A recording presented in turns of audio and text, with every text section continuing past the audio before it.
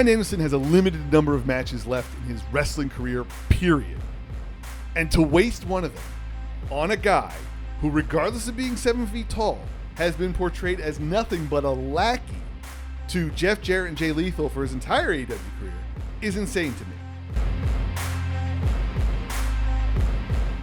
So who's winning King and Queen in the ring? Who do you think? Who do you got? Who's it going to be? Come on. Answer me. Orton? Ugh. All right, I'll tell you why you're wrong in a second. Go ahead. Don't fucking ask me. Completely wrong. Who's going to win the women's side? You got Lyra Valkyria, and then we're recording this on a Tuesday, so you still got Nia. You think Nia? All right. Well, you're wrong on both accounts. Okay. Well, stop asking me to guess. It's not a prediction show. No, I mean, I feel like they don't let Nia win anything. She couldn't win the women's title. She couldn't even beat Becky. Like, they're just kind of like, I feel like she's the final boss, but she's a very easily beatable final boss that everybody has like the cheat code to. I think Lyra Valkyria is winning the women's side because she doesn't have a character. Like, if you look at that woman, what is she? Who is she? Mm-hmm. Yeah, she's feathers in the ring. Is pretty much what I've started, because it's just feathers all in the ring. She beat Becky Lynch once, and now she's on the main roster. And like, what is she? So it's like, I feel like she needs Queen of the Ring in order to have something out of the gate, because she's so new. Because otherwise, she's going to get lost in the shuffle. Bianca doesn't need it. Nia doesn't need it. You know, I feel like the King of the Ring, they usually use to elevate people. So that's why you say Orton, and I disagree, because again, Randy Orton doesn't need it. I would say Gunther doesn't really need it, but they're going to give it to him anyway because they're still. So why not Tama Tonga? I think it'd be weird to have him win King of the Ring, but he's not the leader of the bloodline. Like, he's just kind of a guy. I'm a big fan. If we're just giving it to newbies who just showed up, I mean, why not? I mean, the bloodline's definitely going to interfere. I don't know. It could be like the first time they really make something happen like this without Roman, like, oh, we're going to interfere and make him King of the Ring because we're in charge. This is a new bloodline, blah, blah, blah, blah, blah, blah. I think Kevin Owens is going to come back and interfere, and Randy's going to pick up the win. Like, Kevin Owens is going to counter the bloodline, and then Randy's going to pick up the win. Because I think the bigger matchup is Gunther and Randy Orton. And Gunther beating Randy Orton's a big notch on his belt because they've never had the interaction, really. So I think that's the way it's going to go. And the rest of the pay-per-view is kind of standard. Cody and Logan Paul. Double DQ. Huh? Double DQ. Double DQ. No, Logan Paul needs a loss on his record. He really does. You really think they're not going to do a double DQ in a main event pay-per-view? Are you going to give Cody 2 titles? He's not going to be for his title. Did you even pay attention to the contract signing? I thought they did. I thought they signed it. And he's like, okay, I'll sign the contract. No, Logan said that was the big thing. Logan tore up the contract and said he had his own contract, and his title was not on the line. He never agreed to that. Oh, I missed that. He did a lot of talking, and I don't really like Logan Paul. I'm not actually really excited about this match. No one is. This seemed really like, oh, we got to give them something to do. We don't know what else to do. It just really feels like they're killing time till either Roman comes back or they start to build something bigger for Cody leading into SummerSlam. But see, that's the thing. You're so used to Cody being in this long-ended, lengthy storyline that has ups and downs and twists and turns, and now he's just normal champion defending. And that's not as exciting as babyface chasing the belt. The money, they always say the money is made in the face chasing the heel. That's over. The face is won. Now what? Like, there's no one that's really been built to that point that seems like a credible threat to Cody right now. And I think they've got to do something about that. I feel like they're just kind of riding the yay Cody won wave, which is fine, which you do, but how long do you ride that wave for? Yeah, because Logan Paul. Not a fan? No. No, you don't like the brass knuckle gimmick? I just don't like him. He's a go away heel. Yeah, I mean, they really brought him on because he's a crossover guy, but yeah, I'm not a big fan. I'm not a big fan of anything he's done. They just kind of. I don't hate crossovers if they're temporary, like Bad Bunny, Johnny Knoxville. Yeah. Or. That's about it. Snoop Dogg. Yeah, they dust him off once a year for Mania to do something fun. They're like, all right, see you next year. The minute they're like, oh, I'm gonna be full. I'm gonna be here. They put a belt on him. He's gonna be there a while. It's like, I don't want you here a while. You're just a visitor. It's like you overstayed your welcome, Mr. Paul. They put a title on him. And you got to wonder if that was a Vince or Triple H decision. I'm going to assume it was a Vince decision. Vince loves the... I also don't like him bringing on his other, like, social media buddies. Like, who are these people? And they act Do you like know your audience, WrestleMania? I mean, wrestling? WWE? WWE? The company's not called WrestleMania. I'm going to call them WrestleMania. I made that mistake before. I'm just going to call you WrestleMania. I watched WrestleMania SmackDown, WrestleMania Raw. I should do that. Well, that's the thing. Vince used to love the crossover. He loves the celebrities that come on. And the fact that these last few years he's found a few that have taken to wrestling. Johnny Knoxville and Sami Zayn had a legendary match at WrestleMania. Bad Bunny had a great run, had multiple matches against Damian Priest and Tag and everything like that.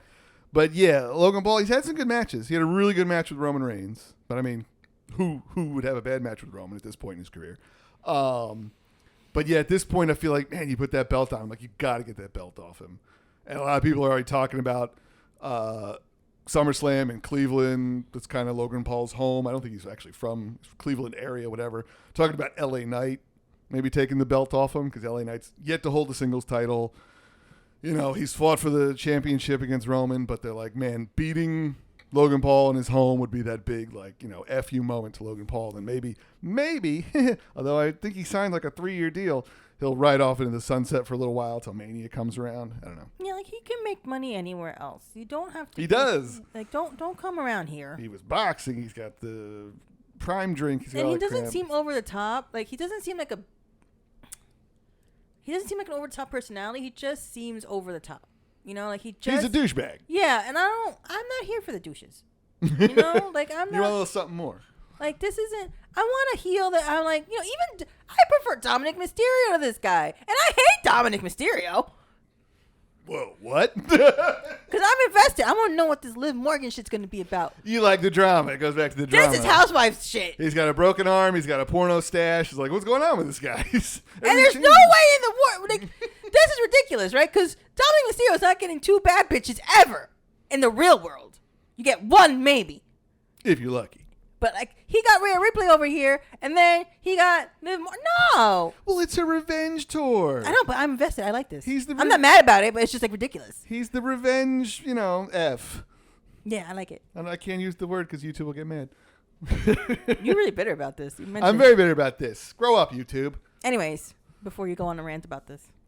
Oh, I got plenty more to rant about. I got a major rant coming up. I've been ranting about it for several days. People on Twitter X were coming at me, and I was coming right back at them.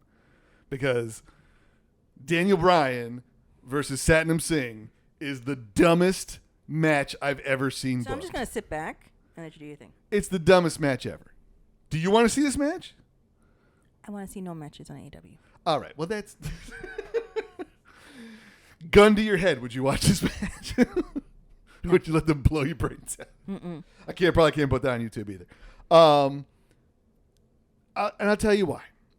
Because Bryan Danielson, I'll tell you why I'm referring to him by his old name. Bryan Danielson has a limited number of matches left in his wrestling career, period. And to waste one of them on a guy who, regardless of being 7 feet tall, has been portrayed as nothing but a lackey to Jeff Jarrett and Jay Lethal for his entire AEW career is insane to me. He's not a monster. He's never beaten anybody of note in any sort of meaningful feud, storyline, etc. And I get the storyline reason. The Bucks want to soften up Bryan Danielson before entering the arena. But who gives a shit about this match? Why not put him against Jay Lethal? Why not put him in a gauntlet match against Lethal, Jarrett, and Singh? To put him one-on-one against Satnam Singh. First thing it did was give me flashbacks to Daniel Bryan versus Great Khali in NXT years ago, and I found the match. It's on YouTube, and it's just as terrible as you can imagine it would be. But I'm just so tired of 7-footers in wrestling, period. Omos, looking at you, buddy. That this match makes no sense. It's borderline disrespectful to Daniel Bryan and Bryan Danielson. I don't care whose idea it was. Tony's, Bryan's, Young Bucks, whoever. It's fucking stupid. It's a dumb idea, and I really, really hope they unbook it before Wednesday night. And we're recording this on a Tuesday. But people on the Twitters were like, oh, you don't get it. You don't understand. You don't watch. Like, motherfucker, I've been a day one AEW diehard. I was there from the beginning watching.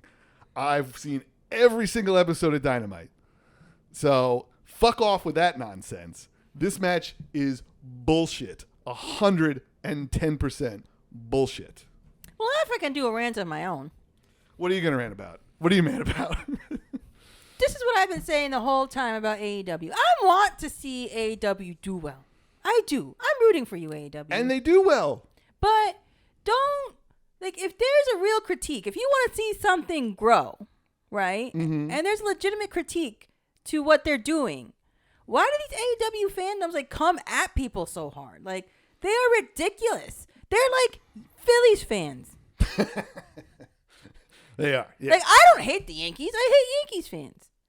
I do hate the Phillies. But, like, I hate their fans. Because you guys don't know how to just take it on the chin sometimes. I'm a Mets fan. I know how to take it on the chin. Well, yeah. So, just, like, take it for what it is. Like, take a criticism. Like, I'll criticize WWE. I said it to you just today. I was like, I am having more fun on, SmackDown than I am on Raw. I feel like Raw is getting kind of stale. Or, like, I'm not a big fan of this Logan Paul and Cody matchup coming up. It seems kind of thrown together, and I'm not really having it. Like, I can love something and also say, that's not it. Yeah, exactly. Like this groundswell of Satnam Singh fans from the bowels of Reddit came up and was like, no, our man will get his day. Like, no. It seems like people just waiting to get mad. Like, they're waiting. Any criticism. Yeah. Any criticism. They're just sitting there saying, oh, this guy tweeted, I'm going to go after him. And you wouldn't say that to nobody's face. You're over there sitting in your house like, I'm going to let my Twitter thumbs do the talking, but please. Yeah. Come at me with a real reason. Come at me like, actually, this match will be great. You can't. You can't defend this match. Satnam Singh ain't out there putting on 5-star bangers. Like, this is Bryan Danielson. My man came back from how many years away from concussion problems? Now he's even gone on record saying he's having neck problems. He might need surgery. He's probably not going to wrestle full-time after this year. And you're going to waste a match in this man's the twilight of this man's career on Satnam Singh. No. This man just had what people are calling one of the greatest wrestling matches of all time with Will Ospreay. And his reward is Satnam fucking Singh. Tony, put down the crack pipe. Put it down. You can't call people crackheads anymore. I thought that was allowed. This isn't Bravo? No. Damn it. I'm sorry. Tony Khan's done a lot for the wrestling business. He's helped make AEW what it is today, mostly with his pocketbook, but with his wallet. But this match makes me physically angry. I think you're more accurate with pocketbook. We all know how you feel about Tony Khan. 5,000 people have seen it. This match makes me physically angry. And it's funny because I wanted to come on here today. I wanted to do this. We didn't do a wrestling episode last week. We focused on reality for the first time. And I think the week before that, we just took the week off for whatever reason. I forget why. But I wanted to talk about Kevin Owens and the fact that his contract is expiring. He's made it known that his contract is expiring. And I want to do this whole thing like, oh, what if Kevin Owens went to AEW? Here's all the matchups. I don't want Kevin to go to AEW now. I can't even sit here and make believe anymore. And I think there's a lot of great matchups for him in AEW, that he can have some great wrestling matches. That's the other thing. We're the best wrestle. Your new moniker, everybody's shouting from the fucking rooftops, we're the best wrestle. This is the best wrestling? This is the best opponent you could find for Bryan Danielson to soften him up for Double or Nothing, those evil Young Bucks? And I love the Young Bucks elite dickhead EVP gimmick. I love it. You can keep making that face. I still love it. They're great. They're great in this role. But this match sucks from every angle you look at it. And there's nothing anyone can say to change my mind about that. You have nothing. There's nothing you can say. Like, actually, I think this match could be blah, blah, blah, blah, blah, blah. No. Get your head out of your ass. Yeah, get your head out of your ass. But Kevin Owens should still go to AEW. You don't even care. I mean, with the Kevin Owens thing, I was going to say, look, he spent 10 years in WWE. He's done it all. Grand Slam champion, fought Stone Cold at WrestleMania, main evented WrestleMania a year ago with Sami Zayn. He did the whole Jericho best friends gimmick, which everybody loved back in the day. He's done it all. I would love to see him go to AEW for 2 or 3 years and have matches against Okada and Ospreay and Bryan Danielson and Moxley and the Bucks and all these people. But if they're going to throw him in the fucking ring with Satnam Singh, piss off with that shit. Stay in WWE. Fight Austin Theory and Grayson Waller until you're in your 50s. I don't give a shit. Because why would, it's starting to become a place where it's like, ugh, do I want to get paid a lot of money to wrestle Satnam Singh? Or do I want to stay here and fight the LWO one at a time for the next 2 years? I don't know. I don't know. What would I feel a little bad for Satnam Singh. Homie, I think you're great. I'm sure you're fine. I think you're okay. He's 7 foot of nothing. He's never done anything to make him seem like a monster. Look, WWE killed Omos's like mystique of being this giant when they had Brock Lesnar beat him. I think it was at Mania. That was it. That was it for him. It's done. He hasn't recovered from that. They haven't pushed him since then. He's had a couple. We saw him. I think he was in MSG, like a squash match at the live show we went to at MSG. Came out with MVP. Did he have a squash match there? I think so. Then he had like an open challenge, and then Truth came out. And he probably squashed him. Yeah. But like that's the thing. Like these 7-footers, none of them can go. You have to portray them as an unbeatable monster and give them that rocket push and put a title on them and then have the conquering David beat Goliath, or what else do you do? And that's the thing. This dude's been a lackey for the better part of a year or two, however long he's been there, and now all of a sudden he's gonna soften up Bryan Danielson. Get fucked. Okay. Get fucked. I don't care. I won't put this part on YouTube as a short. Get fucked. We heard you. It makes no sense to me. I could sit there and come up with a dozen different ways to promote this match and soften him up and this and that, but why put him in harm's way of somebody who sucks? And I really wanted Kevin Owens to go to AEW, and I really wanted to make a case for it, but now here we are. I think Kevin Owens should go to AEW. You what? What'd you say? Kevin Owens should go to AEW. Why? He's getting boring to me, so you can leave. I can't see how he's not bored with what he's been doing. I mean, now he's teaming up with Randy Orton. Like it's just like what is left for him to do in WWE? Yeah, so go make your money somewhere else. Well, now I'm completely changing my mind. Oh, speaking of people I want to go away, the Judgment Day. No. But I was wondering. I mean, the Judgment Day's going through the changes, with Rhea being out, Dom hurt, Carlito now in the group. Like, you're a big Judgment Day fan. You're a Judge head. What do you think about Carlito and the Judgment Day? I don't know what's going on with the Judgment Day. I thought it'd be a quick turn for like Damian to be like, "Oh, I'm leaving because I'm becoming a face or something." He's world champ now. Yeah. I think it's taking too long to see the breakup because there's clearly tension at the last pay-per-view. Yep. When they were like going after Jay. PLE. So I'm like, there isn't enough developing. So I don't know where they're going. Like, I don't know. Every week it's like, you didn't do your job. JD, you didn't do your job. You didn't take out Strowman. Okay, yeah, that's not going to happen. That's a ridiculous situation. I mean, yeah, and how many times are you going to say? He's like, we got to show them who we are. We're the Judgment Day. We run Raw, blah, blah, blah, blah, blah. And, like, you had your shortest guy step up to the tallest guy. Andre the Giant. I mean, I did like the comedy aspect of, like, this guy running after them during, like, the tag team. That was good. That was funny. I like them. I like him but every time R-Truth is involved in something, I'm always like, oh, this is fucking hilarious. But I don't know what they're doing. And I'm starting to, like, care less and less about Damian Priest as a title holder. I'm like, I don't know how much I care about this right now. It's been like a month. Do something, though. Well, they're building it. That's the thing. They keep going into holding patterns for these bigger and better ideas. Like, they're setting up him and Drew at Clash at the Castle in Scotland. I think a lot That's of these, the money match. I also think a lot of these injuries are starting to, like, create these, like, holes in, like, the plot. Like, Drew can't wrestle. Punk can't wrestle. It's nice to see their dynamic, but they weren't even on the show on Monday. Neither of them. Seth is out. Rhea's out. It's funny because I saw somebody tweet out a list of AEW wrestlers that are injured, and we're like, oh, look at all these injuries because of their style of wrestling. I'm like, homie, go down the list of WWE wrestlers that are hurt right now. It's extensive. Like, there's people that have been on TV for a while. Like, huh? Like, Charlotte isn't back yet. Charlotte broke her leg. Yeah, like, this is professional wrestling. If you've never stepped in that ring, if you've never trained, if you've never been to a show live even, like, when I refereed, I was at a fair show in Edison, New Jersey, and a guy did a shooting star press and broke his arm right in front of me. Because you shouldn't be doing that on a fair show, like they're called, like a town fair show. It's just kind of like a fun, here we go, simple show.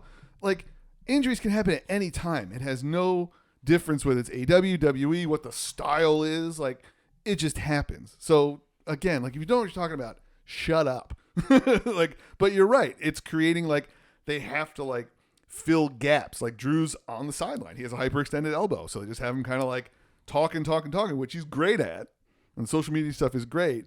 But yeah, they're kind of drawn out. Like Damian Priest doesn't have a match on the pay-per-view on King and Queen of the Ring. That's crazy to me. Like they're only having like one champion defend their title. I guess also, how many times can you see him like wrestle Jey Uso, and who else are you gonna throw at him? Like, Uncle Howdy. So I mean, I feel like there's a lot of these people like you're seeing over and over again because the people aren't there anymore, and without Cody on Raw too, I feel like there's a big like hole in like this, the star quality of the show. Raw kind of dragged this week. And like I was talking to you before we recorded, I was like, it feels like there's a lot more like video packages and a lot more backstage stuff. They're filling it with a lot of talking and less wrestling. And it's just like, I don't need a recap of how we got here in the King of the Ring. Like, I get it, but it's just kind of like, yeah, it feels even like. the women's division, I was telling you too, like, I prefer the SmackDown women's division. Now that Nia is over there at SmackDown. Chelsea Green. I like Chelsea Green. Tiffany. Tiffany is my bitch. Is she? Not like in that way. I mean, like, like she a bad bitch. Like, Is she your bitch? No. Beep. You sure? She's posted on social media again, so she must be not been reprimanded too much. And then of course I'm still loving Jade and Bianca. Jade learned how to sell. And I'm actually quite happy because Damage Control is not on SmackDown, and I don't have to see them as much on SmackDown. So, because I'm not a big fan of Dakota Kai, I'm not on the train there with Dakota Kai. Damage Control. Yeah. Asuka's cool as far as like her in-ring talent. She's hurt. Io Sky's. I don't actually really like Io Sky all that much. I don't find her to have a personality. I think she's great in the ring, but like she's not entertaining to me. The video package they did this week was really good because they're going the Nakamura route with all of the Japanese stars that can't, speak English fluently, with the subtitles and kind of the more artistic, moody, graphically enhanced kind of thing. That was the best Io Sky promo because they let her just be her. And that's the thing. Like, I feel like they kind of have to work backwards with some. Same with Kairi Sane. Like, who are these women? Asuka has a long history. She's been around for a long time. Royal Rumble winner, multiple time champion, WrestleManias, all this and that. But yeah, these other women kind of just seem like Asuka clones. Like, oh, this guy can do a moonsault. Okay. Like, it's kind of like you have to start to individualize them a little bit. And I feel like Damage Control was the beginning of that for Kyrie and Io because he especially coming from NXT. But yeah, a lot of the women on Raw need more work. I mean, Zoe Stark, who is she? Like what's her character? She's just Shayna's like buddy. Like that's all she's come across as. That's what I was saying earlier with Lyra Valkyria. I'm like, who is she? Ivy Nile. I don't know what she's going on. Like, Ivy Nile, yeah, I feel like she had more of a personality in NXT, but not really. She was kind of the Creed brothers, like, I don't know, muscular valet. Like, her man, like, it just, they need to be. Maxine Dupree has one of the more fleshed out characters. Yeah, and it's about how she's so green. It's about how she's terrible in the ring, and Chad Gable likes to remind her of that. And then she gets surprised when she hits one move correctly during a match. She's like, oh my God, I did it. A push kick. Like, I actually really like that character. Was that a clothesline I just landed? Oh my God. Like, I'm learning as Small I go. victories for Maxine. And that's all going to end soon. They're already teasing that with Chad Gable and the Creed brothers, which the internet's been like clamoring for. I don't know why. I don't see any more excitement in. I like the Alpha Academy with him as the complete dickhead, like knocking them down. And that storyline is pretty good. I like that storyline. And they're slowly building Otis back up to that explosive turn, which is going to be amazing when it happens. Everybody agrees. But like, I don't care about the Creed brothers. Like they haven't done anything for them, and now there's going to be pushed in with Chad Gable and just be a triple, dickhead group. Like, I don't know. But yeah, Raw, I think they're having trouble filling the 3 hours with, and keeping the entertainment level up. SmackDown's 2 hours. It's tighter, and I feel like they front loaded SmackDown with more of the talent after the draft. Except Braun Breaker going to Raw was a smart move. I think that was cool. If he's really just going to kill people on camera. What did you think of that? You looked down at your phone for a second. I was like, did you see that? And you were like, huh? And I showed you the video of him smashing that dude's head. I mean, there's a murderer on SmackDown, Tama Tonga, and there's a murder on Raw, so it balances out. We like murder characters. That's all we're saying. Little Dexter, little. But that's one of the most like. I mean, I've done concertos before, obviously, but that like the head in between the V on the steps, like visually to me, I've never seen that before. Maybe it happened in ECW once or something. I don't know, but I was like, man, it really seemed like he smashed that dude's head in. And then later he destroyed Ricochet through an equipment box and everything. Like, I'm like, you know what? I like loose cannon characters if they're done well in an innovative way. And I feel like, yeah, they're just going to have him like, hey, you didn't put me in King of the Ring, so I'm just going to go around murdering people. Cool? And Adam Pearce's like, no, not cool. He's like, oh, well. So, I mean, we're not saying we hate Raw, but yeah, I feel like Raw's a little like sporadic right now. And like I told you, tighter. I feel like Raw, the 3 hours seems long, and on SmackDown, Yeah. the 2 hours doesn't seem like enough. It's tight. It's a tight 2 hours. But because, you know, they're doing good over there on SmackDown. Good for them. The same guy running both shows. Good for you guys. Triple H. Good on you, Mr. Hunter. Oh, I guess we'll save our Double or Nothing predictions for the World of Vertical video, the short form. Are you excited for Double or Nothing? We got two shows this weekend. You got King and Queen of the Ring on Saturday, and then Sunday, Double or Nothing. You excited for Double or Nothing? No. Can you name one match on the card? Mercedes Mone and Will Nightingale. Because we've been waiting for this bitch to get in the ring. We'll hear from Mercedes Mone at Double or Nothing. Will she wrestle? Probably not. No, yeah, she's going to get back in the ring. It's our continuing segment here on the Your Me to Me podcast. Bitch, get in the ring. I feel like I should say that because I was the one who said that. All right, go ahead. Look in the camera. No, I don't want to say it now. You ruined it. After 2 months, the bitch is getting in the ring, allegedly. Here's my one prediction, because I'm not going to probably have time to say it on the short. I think that former NWA Women's Champion Camille Brickhouse, who is signed to AEW and has been signed to AEW since February, I think she's going to debut as Mercedes Heater and take Willow out, and that's going to be how Mercedes. I think she's going to have a heater. You can't do this gimmick for this long, and the CEO, which means nothing still, because you haven't wrestled, you haven't proven you're a badass, you haven't proven you're in charge of anything. I have a question. Who attacked her? They never answered that question. Yeah, they just forgot. Oh, I forgot about that. Yeah, so did they. Okay. What is it with AEW and dancing characters? What do you mean? Naomi used to come out and do a whole thing in WWE, and she's dancing around with it. She does it less now, I feel like. What? Oh, Who else is it?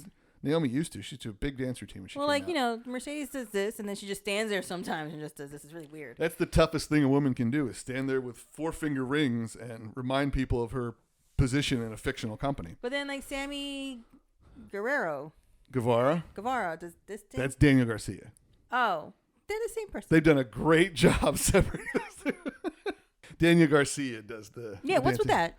I don't know. He started doing that, and it got over, and then now of I course, feel like Prince Nana dances. It's not as over. Prince Nana does the dance. I mean, dancing's always been a part of wrestling in some capacity. I mean, they used to have what's his name, Tyrus, when he was in WWE's the Funkasaurus and the Funkadactyls, which I think Naomi started as a Funkadactyl, and they came out in the dance. I mean, everybody dancing characters has always been a thing. Oh, okay. Yeah, that's nothing new. But hers is stupid. That's the difference. Because it comes off more like she's a stripper than a CEO. Okay, don't defame strippers. I'm not defaming strippers. I'm just saying that they have talent. They get on a pole. That's some core strength. This is not stripper, okay? This is not getting dollars at the strip club, okay? You're saying she's not even on that stripper level. No. Strippers are talented individuals, okay? Nobody's paying money for this. In clothes. Look at all the colors in my wig. CEO. Yeah, I mean, in a perfect world, Willow squashes her and she disappears. But we all know it's not going to happen. The TBS title, she's definitely going to win it. If she doesn't win it, what are we doing? Like, I don't know. I don't know. Yeah, I mean, leave it to AEW to fumble a ball. She's been the biggest fumble in the 5 years of that company. I've said that on Twitter. I've said that here, I believe, that debuting her the way they did, waiting 2 months. Well, even if she wins, it's not going to feel like anything. Like, it's going to make her Willow win anything else. It's going to make Willow look kind of stupid that she's been wrestling and defending that belt and working up to this, and then to drop it to her. That's why I said she's got to have a heater. it's got to be Camille or somebody. Somebody's got to come out and cost Willow the match. Some people are saying Chris Statlander's going to turn on Willow, and that might be she might join. Something's got to happen. It cannot be a clean finish after 2 months of this nonsense of her dancing. The whole "who attacked me" thing that disappeared. I don't think they've mentioned that the last couple of weeks when she got attacked backstage. Like, I don't know. Yeah, no. The Mercedes Mone has been the biggest. After everything I said month ago on the podcast, 2 months ago on the podcast, when we first started about how excited I was, how she's going to change the women's division. Whoo! They made me look fucking stupid. Yes, they did. Really stupid. And I'm not going to gloat or anything. Well, nobody's complained about it. She hasn't created all this backstage drama like you said. She's just been like portrayed as a big nothing, which was like I could not fathom this happening. Like, couldn't fathom it. Like, it's just for another time, for another episode. There's too many people on the roster. They don't know how to divide it up properly. They don't know how to, like, it's just, and people are getting lost in the shuffle, and people are leaving, and people are starting to get angry, and people are talking on the internet about how they're not being used and kept off TV. Ricky Starks, like, AEW's problems are starting, like, they're actual problems, not these, like, faux problems that people create, are starting to bubble to the surface and be a little more visual, but we've done about 30 minutes, so just one quick thing. What's that? You know, I've also taken pride in making sure that my stepson is a Mets fan. Oh, God. But this past weekend, you're watching AEW, and he comes upstairs to the room to hang out with me. And he's like, I'm like, well, what's Daddy doing downstairs? Do you want to hang out with Daddy? He's like, he's watching wrestling, but it's AEW. We don't like AEW. We only like WWE. And I was so proud. I was so proud. He said that on his own. No prompting. Well, he'll be disowned. I'll take him in. Not my son. Well, thank you guys for watching and listening, and make sure that you subscribe and follow and like and comment. Let us know all the stuff we talked about. If you have any thoughts, let us know. Linktree, you can find all of our links, all our social links, all the podcast links and everything. And yeah, look for the short with our match-by-match predictions of Double or Nothing. I'll tell you what the matches are beforehand. Don't worry. I'm not going to care either way. Say goodbye, Tony. Bye, Tony.